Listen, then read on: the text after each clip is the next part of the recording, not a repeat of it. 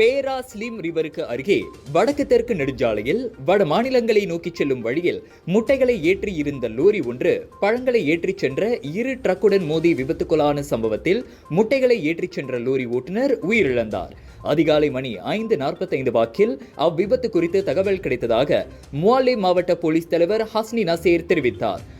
அவ்விபத்தால் நெடுஞ்சாலையின் அனைத்து வழி பாதைகளும் தடைப்பட்டதால் சுமார் 13 கிலோமீட்டர் தூரத்திற்கு போக்குவரத்து நெரிசல் ஏற்பட்டது. அதனால் வாகன ஓட்டிகள் நெரிசலில் சிக்கிக்கொள்ளாமல் இருக்க தாப்பா பீடோர் அல்லது சுங்காய் டோல் சாவடிகள் வாயிலாக மாற்றுப்பாதைகளை பயன்படுத்துமாறு கேட்டுக்கொள்ளப்பட்டதாக ஹஸ்னி ஓர் அறிக்கையின் வாயிலாக தெரிவித்தார். இதனிடையே 3 லோரிகளும் ஒன்றோடு ஒன்று மோதி அதன் பாகங்கள் நெடுஞ்சாலையில் சிதறி கிடந்ததால் தென் மாநிலங்களை நோக்கி செல்லும் பாதை முற்றாக தடைப்பட்டதாக பேரா மாநில தீயணைப்பு மீட்புத்துறையின் நடவடிக்கை பிரிவு இயக்குனர் சபருட்ஜி நூர் அஹ்மத் தெரிவித்தார். அவ்விபத்தில் முட்டை லோரியின் அடியில் சிக்கிக்கொண்ட அதன் ஓட்டுநர் சம்பவ இடத்திலேயே உயிரிழந்த வேளை மற்றொரு ஓட்டுநர் சிராய்ப்பு காயங்களுக்கு இலக்கானதையும் சபருட்ஜி உறுதிப்படுத்தினார்.